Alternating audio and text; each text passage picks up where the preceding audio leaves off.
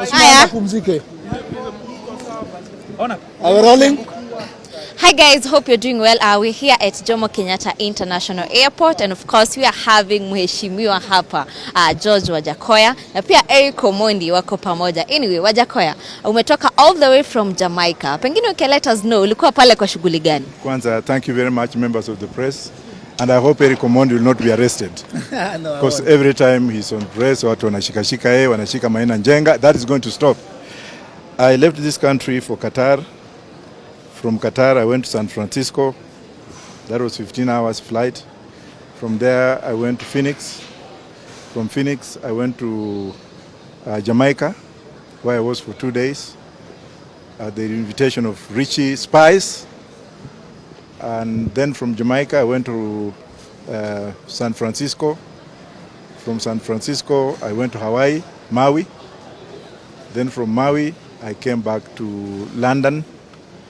I spent 2 days in London, and then I'm here. So the journey was very okay.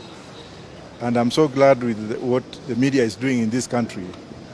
The fourth estate, you are the only people who are making sense because you are bringing issues. And to people like Eric Omondi. Eric Omondi has become the new kingpin of our generation, your generation. Mine is a bit backward. And it's this kind of people that we need to hand over power, because we have had a lot of same people, same hegemony from independence. Ni hao tu, kila wakati hao ndio watalete maendeleo. Kila wakati ni hao. Hata saa hizi ukiona hizo mesa zote zimejaa ni hao tu. We need to replace them. But much gratitude goes to Raila Amolo Odinga for having been very consistent. His mind is fresh, his ideas are fresh. It's only that every time he stands for election, they steal his elections. They steal Raila's election every time. And I'm also thankful to the Republic of Niger. I'm very glad that Niger, Mali, Gabon, and Burkina Faso has brought in a new trend of politics. I thank the Russians. I thank the Russians and the Chinese. I didn't like the Chinese before, but I think I'm going to make some kind of inroads. The transitional period in African politics is what we need. We are tired of the same goons, same people, same. Why would you be arresting a young man like this one, who has never even stolen chicken? Kila wakati Eric Omondi akisimama, mnashika yeye, mnapiga yeye. The Constitution guarantees his liberties. People like Maina Njenga, you've arrested this man, umepeleka yeye kotini, bado unatuma polisi kwenda kushika yeye. And they are here listening, the NSIS. I'm telling you, your time has come. You should know that you are frustrating your own country people. And to Raila Amolo Odinga, we need to make sure that our Baba is not reflective of the old generic generation. Baba's mind is very fresh, lakini kuna watu wanamtumia. Kuna watu wanatumia Baba as a ladder. Already, they are planning Baba's transition before he dies. Kuna watu pale wanataka ati who is Baba going to support? Wako pale tu because wanataka waingie kwa mguu ya Baba. How do you inherit ODM? Huyo ndio mama ya Baba. Leave alone Mama Ida. Why do you want now to come in? And we are going to reveal this when the right time comes. Those goons who are sitting around Baba, waja niwaambie, your time is up. We have the likes of Eric Omondi, who actually can help Baba. And for the MP, the MP who has actually been, those MPs who have been kicked out of ODM, who resign leo, na mimi nita support Eric Omondi for Langata. Okay, Eric Omondi has been preaching about revolution. Amekuwa akifanya maandamano here and there because of the current government. Does it mean that you've joined him to push about this revolution? Well, Eric Omondi is doing what we have been doing. Eric Omondi is doing what Baba has been doing. If we say that we join Eric, we shall be insulting Baba. Yes. We are doing what Baba has set, and now Eric is taking the right path. And that's why the Raila Odinga family loves Eric, because they can see he's young blood. He's a go-getter. He fears nothing. How many times have they arrested this young man? And whenever they arrest him, they torture him, they put him in Land Rovers. Why in modern Kenya? Why are we having this dictatorial regime kind of agitation? What's wrong with Ruto's government? We thought we left these things long time ago. The other day, Gachagua was being arrested. Yes, that was wrong. He was taken to court. Yes, he went to defend himself.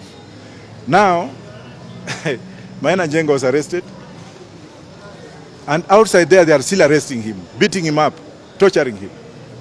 And then the same Gachagua has flown to Colombia, wherever it was. Was it Colombia or, well, yeah. Has he seen how things work there? Why do you put police on the streets? I was a policeman, so what? Why do you use the police? Why do you ban people like me from going to Mount Kenya? You're just spreading my message. If I run for election today, Baba is still alive, but I'm just saying, supposing I was to run for president, me and Gachagua, I'll defeat him in Mount Kenya very early in the morning because he's interfering with my supporters. He's telling people not to work with me. Na huko America natembea na ma-president, huko Jamaica napewa red carpet. When I go to the UK, I'm given red carpet. It's only in this country where I've got people who have no moral hygiene. Hawana moral hygiene, hawana morality. I think when Gachagua was a district officer, I was an intelligence officer. And of course the mentality of district officers, hiyo kitu tutatoa kwa constitution tutupe mbali sana, because if somebody can come from there and behave the way this man is behaving, look at what is happening between them and Moses Kuria. Moses Kuria is insane. Why do you tell Kenyans kwenda uchimbe nini? Your own rail, and he's still a cabinet secretary and the president has not said anything?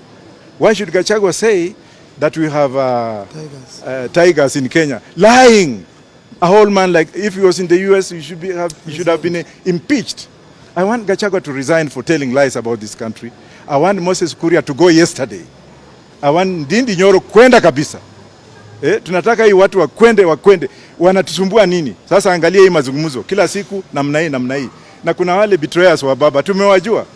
Wanakaa tu karibu na baba wakichukua tu vitu hivi. Raila is a very smart man. He knows what is going on. Why should we be having this monolithic mongoose? Watu ambao banana akili yao imeenda mbinguni. Sijui kwa shetani huko.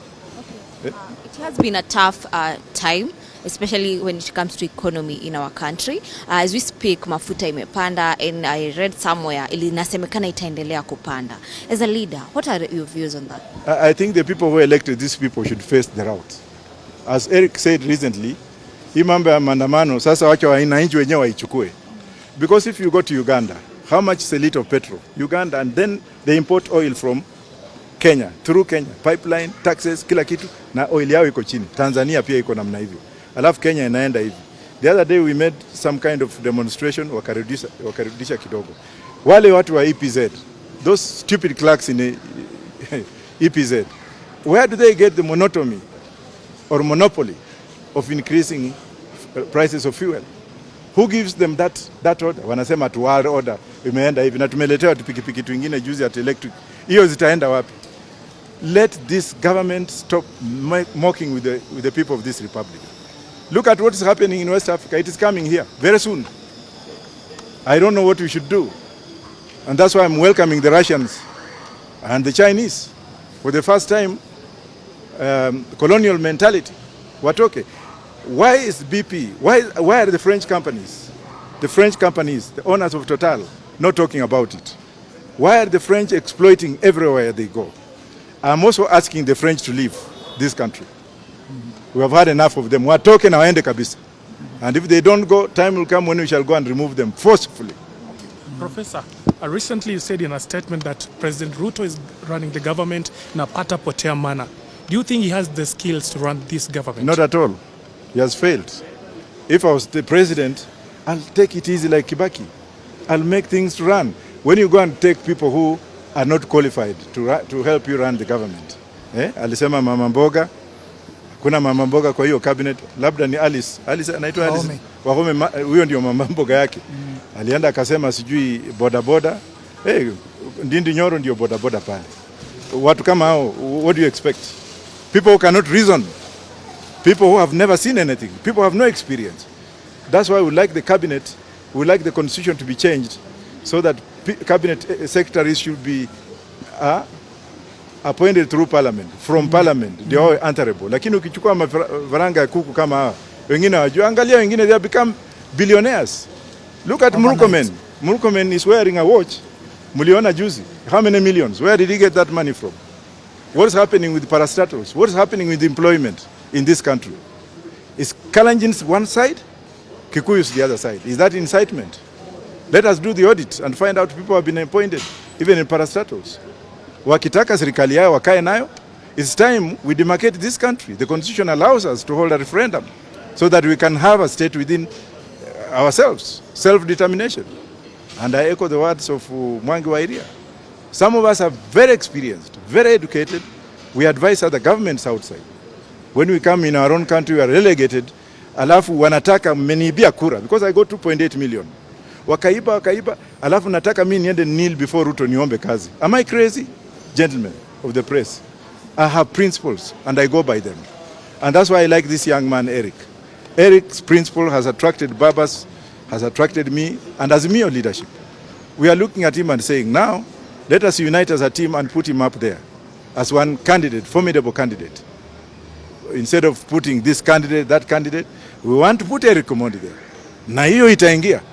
Let them call for elections. He's the next MP for Langata. I'm not campaigning for him because I like him, but I like his resilience. I like his persona. I like his integral kind of agitation. I like the way he goes to parliament. And in this country, unless they arrest you, mock you, put you inside, you can't become a leader. That is the trend. For us, we have been arrested before during Moi's time. We were detained. I went into exile for all these years. I matured. So we are not afraid of being arrested.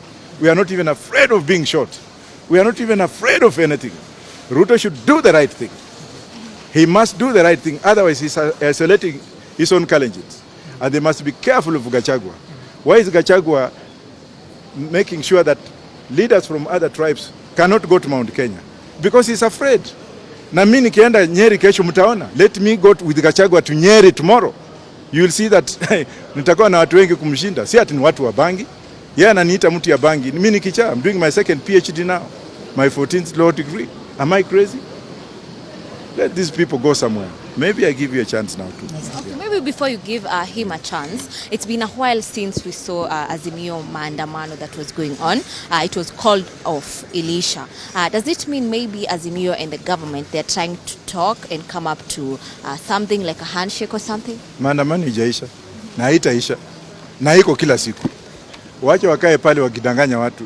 You know, they think they are fooling with us. Oh, wacha tufanye hivi, hii climatic conference ipite namna hii wengine. Why is Gachagua saying that they should not count the votes?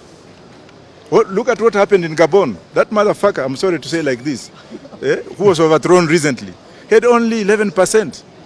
The army went and opened those servers. We don't want that to be the situation here, but I can assure you that if those servers are opened, Raila will be number one and my 2.8 million votes will be there. Don't you think maybe we should not be talking about the votes right now? We should be talking about the way forward as a country, because we are not doing well. Wewe kama umeiba bibi ya mtu alafu bibi akuje na mtoto mimba iko huko ndani, utasema tuache kwanza mtoto azaliwe ndio tuende hivi. You must defend what is your own, right? Very important. Maybe the other day we saw the Nairobi governor, that's Johnson Sakaja, and Babu Owino engaging in an online fight. Netizens are not happy about that, and they went ahead speaking about things like liposuction and them smoking weed. Also, that maybe what can you comment on that? Smoking weed is legitimate. It's only a white man who came and told you smoke nicotine, smoke zile masigara zingine, wacha hii, kunywa pombe, kunywa ile mawiski. What's wrong with smoking weed? It's only people who are insane who are saying ati ukikunywa hiyo utakuwa wazimu. Na watoto wakubwa kwanza ni mawazimu juu ya cocaine, right or wrong? Our grandfathers have been smoking weed for a long time. It's medicinal. People don't just understand the logic behind it. In America, they have even passed a constitution. Unaenda pale unafinyua, kuna smoking zone. Let people smoke weed. What's wrong with that? Let it actually be used for manufacturing, for medication, and for what have you. Like now, this watch you see here, this is fiber. Because of this fiber, it makes this watch to be 11 million. Because of the fiber. Because of the fiber. Now, if you look at the ship, you look at the planes, the drones, they're all made out of fiber, which is one of the byproducts. Canada last year alone got $484 billion out of fiber, which comes from China grew 165,000 acres of wheat. They got 3 trillion in the first harvest. 1.5 trillion was lent to Kenya to build this highway. Alafu hapa tunalala tu ati ni mbaya, mnaenda kwa Kristo sijui mnafanya nini. Even in Israel, even Jesus smoked weed. Go and read the book of Deuteronomy, read the book of Ezekiel 39. Soma Biblia ujua kwamba weed is legal in Israel where Jesus was born. It's used during baptism. Alafu hapo nakuja mzungu alikuja hapa anasema ati hii ni mbaya, hii ni mzuri. Alafu anatuibia. Alafu they make it legal. Pharmaceuticals use it. They produce it from where? Is Museveni mad to legalize it? Is South Africa mad? Is Zimbabwe mad? Is Rwanda mad? Is Holland mad? Is America mad? Is Britain mad? Is Denmark mad? Why do they have it? It's only in Kenya where things happen this way. They can pass LGBT. Mwanaume alale na mwingine. Hiyo is good to them. Lakini weed, which has been there, which helped our grandfathers and treated them for many years before colonialism, which also helped the Mau Maus to restrain the cold environment. Watu tunalala. Hii ni pesa. Kama ningekuwa president sasa hizi Galana Gulalu ingekuwa imepandwa na tumeharvest because it's only 4 months. Kila mtu angekuwa na magunia ngapi ya banki? Gunia moja 50 kg kwa New York Stock Exchange. It's 302 million US dollars. Sasa ukiwa na hiyo gunia moja tu na hiyo pesa, huwezi kujenga kanisa yako. Huwezi kujenga baa yako. Huwezi kujenga shule yako. Alafu hapo unakuta wengine wanakaa huko ati na wenye wanakaa ni wale mapastors unaona State House kila siku na matumbo kubwa wamebeba bahasha. Morality and religion in this country. Professor, the last question, talking about the Nairobi County leadership, recently we saw Babu Owino blasting Sakaja over the way he runs this government, or rather the county. Do you feel maybe Babu Owino is planning to vie for the gubernatorial seat the next general election? It's within his right to run for the seat, and I'll support him. If Tim Wanyonyi runs, I'll support. Even if this young man runs, which I'll support. But let's leave that aside. Sakaja has failed. We have people who are sacked. Was it Kim's? Ile brigadier army alikuwa. Yes. He sacked those people, he never paid them. Nairobi County has become very filthy. Sakaja is very, very proud man. When Gachagua was abusing Gachagua, I took the cross on behalf of Sakaja to tell of Gachagua. Did he ever even call me to say what? That guy is very proud, and that pride ndio itafanya atakuwa one term governor. Na ajua kwamba nimesema, na mimi nikisema niko na spirit kama ya Raila. He's a one term governor, so Babu is right. You also mentioned somewhere on Twitter that President Ruto is also a one-time president. Well, he is if he doesn't change. And also if he doesn't open the server, he's not the president. Unless he opens the server, then we shall decide to say, we shall think of whether he will be a one-term president or not. After opening the server, fungua server, kama uli win, basi tutaongea mambo ingine. But if you did not win and then you stole the election, well, and gentlemen of the press, I have so much experience. I've lived in exile for so many years. I've been in Britain for many years, in the US for so many years. I practiced in those two countries. Dictators don't last long. I met Mobutu's son in London yesterday. He's so poor, mpaka nikashangaa. Hii ni nini? Wakae wakijua they are temporary. They can kill, they can do what have you, but when their time comes, angalia Uhuru iko wapi? Who knew that Uhuru would shake my hand after all this? But would he have shaken my hand before that? Ruto ajua kwamba presidency is temporary. Afanye kazi yake, afungue server kwanza. Akishafungua server nini? Lakini mambo ya kutuchezea kama Azimio, fanya hivi. Tuingine, I mean, where is the legitimacy? When the president says something, Gachagua anapinga yeye. Kama hii mambo ya Azimio hii. Gachagua badala ya hao kungojea matokeo ya mazungumzo, Gachagua wako tu nini? Kila mahali president anaenda, Gachagua yuko pale. What is he afraid of? Does he want Ruto to die so that he takes over? Why can't he stand firm and do what is required to do by law as a deputy president of this country? Why must he be following Ruto? Why can't he come to Kakamega alone? Why can't he go to Nyanza alone? Why can't he go to Mombasa alone? Awache kufuatafuata president, afanye kazi yake. I don't hate Gachagua, but I'm telling him that the trend which he's creating is bad for our generation. It will mean we shall fight in this country. Our generations will fight in this country. People like you who are not paid well, the media. Nobody's talking about you. When you go to the US, the media is highly paid and recognized. Hapa mtu akifungua radio station, wewe nenda, hata hakuna pesa mnapewa. I am sure some of you just came here on your own. So we need legitimacy. We need people to look at things the way they are. And I'm warning this country. They can arrest me, I'm here. Who cares? But I'm telling them, and I'm warning the police as well. Mwanza kushikashika watu, mnawapeleka kwa nyumba, mna blindfold, your day will come. Wile mtu alikuwa anataka kuua baba ako wapi? Spirit ya baba si imefanya jamaa miguu imevunjika hako hospitali. Si baba alienda kumuona. Mjihadhari, because nyinyi mnashika watu, watoto wenyu wakienda shule wanaanguka mtihani. Hiyo pesa ya bribery mkichukua mkinunua ng'ombe haitoi maziwa, unafurafura tumbo kama maskini. Fanya kazi yako kama polisi. Asante. Maybe on economy, before we finish, some people are suggesting that we should maybe reduce the rate at which our parents are giving birth, to reduce mtoto apatwe mmoja. What is the future of this country? Maybe he has copied the Chinese single child policy. Ni China, ukienda huko uone mrembo uweke mimba unaenda jela. Lazima uoe na upate mtoto mmoja. Maybe that's what they want. Mimi nikipata dem nikioa second wife nataka kuzaa kila kitu. Si ati kwani naenda kuchunga nini? Maybe that's what they are up to. Lakini si wamezaa. You tell me those guys, how many kids do they have with women outside there? Many. Wamezaa kama kuku. Wengine miguu inakaa namna hii kama viura. Alafu anaanza kuambia watu hivi. Wenyewe wanakula mzuri. Unafikia watu wako na njaa? Hao watu wanakula mzuri sana, lakini they bring policies that have no foundation. They don't want to be inclusive. They don't want us to give them ideas. Sasa kuna wengine hata mimi ukiniuliza minister for ugali, mimi siwajui. Ni watu wengine waliokotwa tu at minister. Sasa angalia vile wanapigana kama Wahome na PS. Angalia Ministry of Immigration. PS nini huko chini. Angalia Ministry of Power, Energy. Kuanzia juu paka chini, sini Kalenjin, paka Ports Authority. Kwani watu wengine hawako? Gentlemen and ladies, I don't know whether I'm crazy, but if I'm crazy, take me to the Pope to pray for me. But that's the truth. Asante. Yes. Una yepi ya kusema? Mimi leo tulikuwa tunamreceive Mheshimiwa Wajackoyah, ametupatia wisdom. I hope the young people of this nation have heard the words of wisdom from our senior Mheshimiwa, and I'm still calling upon young people. Mmesikia from the horse's mouth.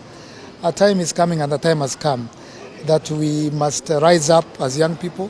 Na I'm very happy that he has said maandamano haijaisha. Na hizi excuses za environment, tulisema tuko sawa na mvua, tuko sawa na jua, ni unga tunataka. And as I said the last time tukitoka jela tukasema tunaenda Tuesday. Mheshimiwa, jana kulikuwa na water cannons, kulikuwa na GSU town, na nikatumiwa message na mtu wa NIS, sijui kama ni uongo ama ukweli, nikaambiwa if you love your life usitoke kwa nyumba. Mimi niko na mtoto mdogo, nikaambiwa nisitoke. But I want to sikuogopa. I want to reiterate. I want to say clearly that we are going to rise up. We are going to unite. We are going to rally. We are going to rally young people. We are going to do what we must do to deliver this country from the shackles of corruption and economic sabotage. First of all, mimi naomba President Ruto, tomorrow morning, kesho asubuhi ukiamka, sijui kama uko New York kama Kenya, tafadhali fire your cabinet, all of them. Fire all of them, because you need to listen to the people and not your people. Yeah? Watu wana messy government ni cabinet yako. Fire all of them. Wafukuze. Don't listen to your people. The president is listening to his people. Don't listen to your people. Listen to the people. The voice of the people. Watu wanalia. Na pia tulimwambia priorities ziko wrong. Hatuhitaji electric bikes. Juu hata stima hatuna. Hatunanga stima, napoteanga 3 days. Hatuna charging points. People want unga. Huyu rais akikampeni alisema na nikiweka Biblia chini unga itaenda chini. Wanasema give us time. It's been 1 year. Even nilikuuliza chali yake kuambia atakubaia phone na imekuwa 1 year hajakubaia phone. Huyo ni muongo. The president lied to us. They used deceit and lies to get into power, which mheshimiwa amesema is not even sure mpaka tufungue server. They told us about borders, about taxes going down, about fuel going down, about unga becoming 100. Everything they told us was a lie. Yeah? Ni kama kukatia demu na mdanganya nyumba ni yako, gari ni yako, viatu ni zako, kumbe umeomba Wajackoyah saa. Umemwomba saa, hii watch ni yangu. That's what the president did. He lied to us, and we must call him out, and we must call his government out. And I would advise him as a young man, fire your cabinet. All of them. Tomorrow, not next week. No, don't fire them on Friday. Tomorrow, Thursday. Wake up and fire them. You'll see a change. Because you gave offices to your acquaintances and your friends. The president does not work with professionals. It does not work with managers. It does not work with anafanya na marafiki zake. People who don't understand their ministries. That's why unaona wanatuambia tuchimbe mafuta. Yeah? So me I'll say the same things. I'll say the same things. But finally, Juleni siku ya mheshimiwa na nataka enda pumzike. If you are a young person and you are listening to my voice, get ready. We are going to call upon you. We are going to call up. Recently tuliona waliitisha only 350 young men to come for employment at the army. There were there over 16,000. A recipe for disaster. Gachagua anaangalianga kamera vile anaangalia hivi. Anaambia vijana hakuna kazi hapa.